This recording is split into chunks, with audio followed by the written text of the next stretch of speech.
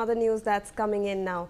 Aftershocks of the showdown between Enforcement Directorate (ED) and Bengal Chief Minister Mamata Banerjee over raids on Trinamool-linked political consultancy IPAC has jolted the Calcutta High Court on Friday, prompting Justice Surva Ghosh to postpone the hearing petitions filed by either side till January 14th on grounds of enormous disturbance and commotion in the courtroom. The judge was seemingly annoyed at her repeated pleas for order being ignored by the lawyers and apprentices seeking to outshout each other, and then she walked out of the courtroom after quickly announcing the forced adjournment. Joining us live on the broadcast is my colleague Renik Datta with more on this. Renik,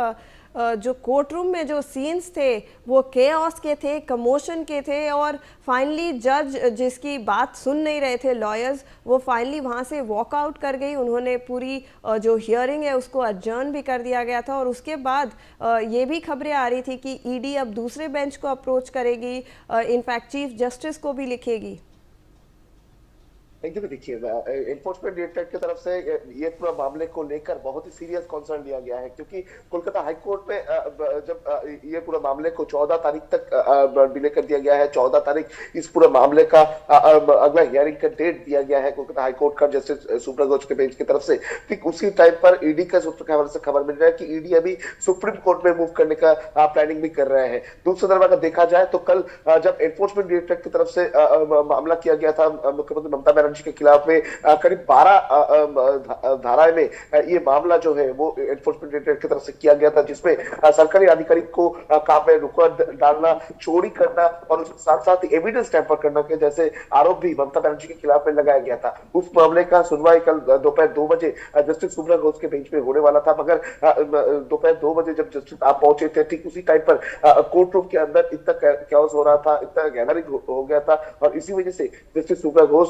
ये मामले का hearing को adjourn करते हुए चला गए थे और उसके बाद ही 14 जनवरी को अगला डेट जो है वो कोलकाता हाई कोर्ट में दिया गया है। इस घटना के बाद ही कोलकाता हाई कोर्ट का चीफ जस्टिस को चिट्ठी भी लिखा है एनफोर्समेंट डायरेक्टरेट की जल्द से जल्द ये मामले का सुनवाई किया जाए, फास्ट ट्रैक कोर्ट में इस मामले का सुनवाई हो। ये अपील रखा गया था मगर वो अपील भी चीफ जस्टिस की तरफ से रिजेक्ट किया गया है। कल ही मामला सुनाने करने का जो अपील था उसको रिजेक्ट कर दिया गया है और उसके बाद अभी एनफोर्समेंट डायरेक्टरेट के सूत्रों से खबर मिल रहा है कि एनफोर्समेंट डायरेक्टरेट ममता बनर्जी के खिलाफ में ये जो मामला, इस मामले को अभी सुप्रीम कोर्ट में ले जाने का प्लानिंग भी कर रहे हैं, क्योंकि जिस तरीके से एविडेंस टैंपर किया गया था, जिस तरीके से ममता बनर्जी की तरफ से इलेक्ट्रॉनिक्स डॉक्यूमेंट्स, फिजिकल डॉक्यूमेंट्स छीन कर ले आया गया था, इन्वेस्टिगेशन में रुकावट डाला गया था। एनफोर्समेंट डायरेक्टरेट ये जो कोल स्मगलिंग मामले पर जो मनी ट्रेल मिला था आईपैक का ऑफिस में, आईपैक का डायरेक्टर के